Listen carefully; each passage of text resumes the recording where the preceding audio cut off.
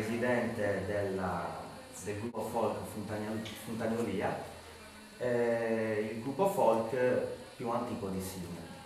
Ci parli un po' di questo gruppo, quando è nato, che obiettivi ha?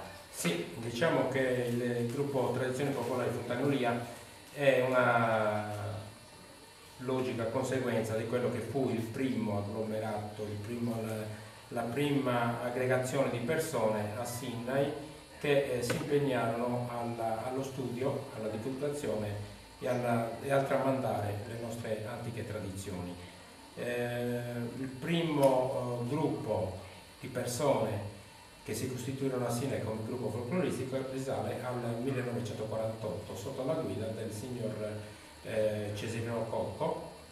Oggi purtroppo non c'è più, come non c'è più il suo braccio destro, che era il signor Piroti, Giuseppe Piroti, che con il signor Cocco seguirono per molti anni l'evolversi del gruppo folcloristico. Diciamo che in quei periodi, nel 1948, i gruppi in Sardegna erano molto pochi, la tradizione, la cultura della tradizione sarda era un po' così, anche perché venivamo fuori dal periodo fascista, dove si cercava di eliminare i regionalismi per fare un discorso più ampio, un discorso di nazionalismo. E quindi era un periodo abbastanza duro, abbastanza difficile per poter portare avanti queste tradizioni. Per quanto risulti a me, precedentemente al gruppo di Sinai esisteva solamente il gruppo di Samugheo, che sicuramente è stato uno dei primi, se non il primo, paese che ha iniziato questo percorso. Durante l'evolversi degli anni io ho avuto la fortuna di far parte del gruppo di Sinai già dagli anni 70 ho preso la guida del gruppo intorno agli anni 80 e così siamo andati avanti fino ad oggi. Diciamo che originariamente il gruppo si chiamava gruppo Folk SPD, oggi ha cambiato nome in gruppo Tradizione Popolare Fontagnolia per fare onore al primo agglomerato di Sinai, dal quale si sviluppò poi tutto il centro abitato. Abbiamo avuto la possibilità di fotografare degli abiti molto antichi che risalgono addirittura alla fine dell'Ottocento. In cosa si differenziavano gli abiti che venivano indossati dalle ragazze alla fine dell'Ottocento? Ma diciamo che con gli abiti che noi riproponiamo durante le nostre serate la differenza è minima. È minima nel senso che anticamente una donna che vestiva in costume usava determinati accorgimenti per mettere in mostra le prosperità femminili, i fianchi e i seni.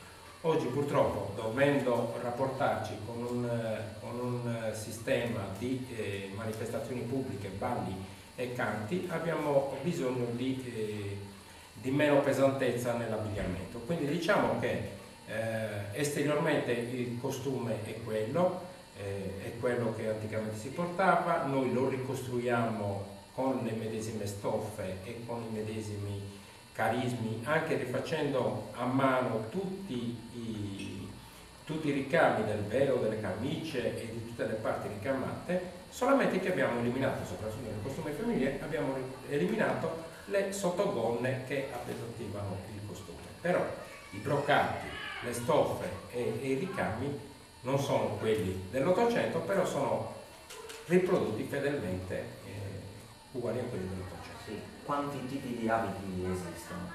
Allora, noi principalmente usiamo 3 tipi di costumi.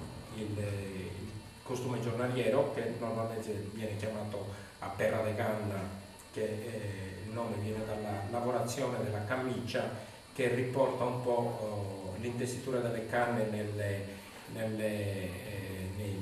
tetti e nell'incaniciato per sostenere le tegole. Ed è il costume giornaliero che le donne usavano per lavorare in casa e per diciamo il costume tipico della plebe più povera anche per le occasioni migliori.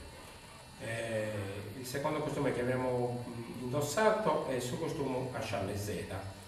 Il nome deriva dallo scialle in setta molto ampio che ha quasi 2 metri di lato, che viene ripiegato, è un costume molto ricco, abbastanza ricco, ed era anche il costume da sposa della classe, del ceto medio della classe sinaese. L'ultimo costume che abbiamo visto, che dichiara influenza spagnoleggiante, è su costume buono, il costume che normalmente viene indicato come costume da sposa, però diciamo che è il costume da sposa delle classi abbienti. È il costume buono, il costume più ricco, fatto di brocati, filigrana d'oro, ricchi ricami e impreziosito da monili d'oro in filigrana. Ovviamente la classe sociale veniva definita anche dall'indossare un certo tipo di gioielli, di accessori. Indubbiamente, la classe sociale si notava subito sia dall'abito che la donna o anche l'uomo indossava, sia dagli elementi in oro o in argento che la persona indossava. Soprattutto si poteva denotare subito se una ragazza, se una donna era nubile, se era sposata, se era vedova o non vedova. L'abito era praticamente una carta d'identità della persona, uno dall'abito, in quel periodo l'abito faceva il nome. Mentre per quanto riguarda l'abito maschile? L'abito maschile diciamo che si differenzia dall'abito femminile per quanto è più sobrio, meno ricco, meno adornato di gioielli, però anche l'abito maschile, un abito maschile dall'abito maschile si riconosceva indubbiamente la classe, il ceto sociale alla quale l'uomo apparteneva, sia dai colori del corpetto sia dalle stoffe usate per fare questo corpetto. Diciamo che le parti nere, i scrazas e sagunelli a roda erano solitamente norbacee. Il corpetto poteva essere in velluto, poteva essere in velluto operato, poteva essere imbroccato, ecco, e questo differenziava le varie classi sociali. Noi come gruppo abbiamo voluto usare il velluto rosso, che era la classe media, il ceto medio della nostra popolazione. Mentre mi pare interessante anche cercare di capire con quali componenti antropologiche, sociali, culturali era legato il vestito o il modo di vestirsi. Diciamo che antropologicamente il modo di vestirci, il nostro modo di vestirci era soprattutto legato alle esigenze della vita quotidiana.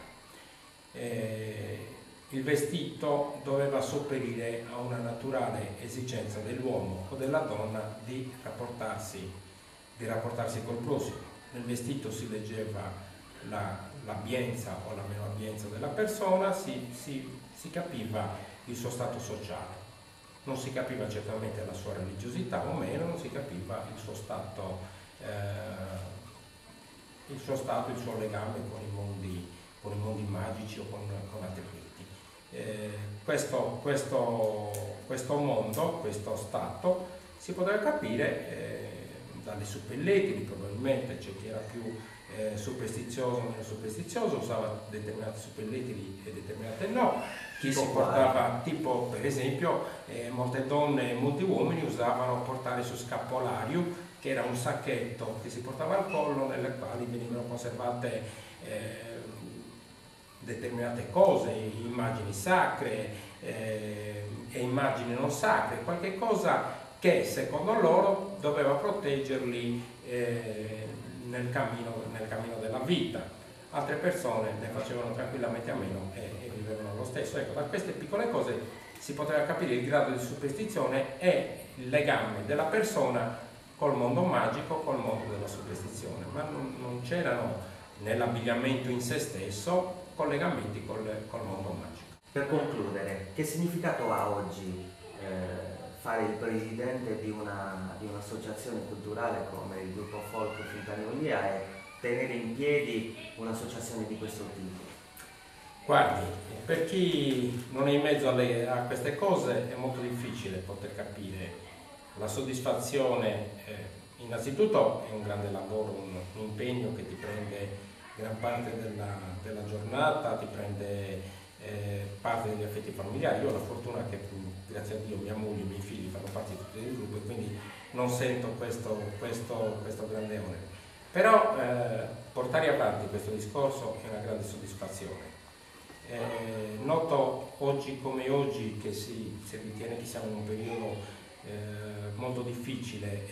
Io mi rapporto con giovani, ragazzi di 15, 16, ho una scuola di bambini che vanno dai 4 anni ai 12 anni e trovo sempre grande entusiasmo, grande voglia di fare e mi commuovo, lei non mi crede, mi commuovo ogni volta che un ragazzo fa la prima manifestazione e si trova di fronte al pubblico e vede premiato il suo sacrificio, perché è un lavoro anche imparare a ballare, imparare a cantare, è un lavoro fisico non indifferente.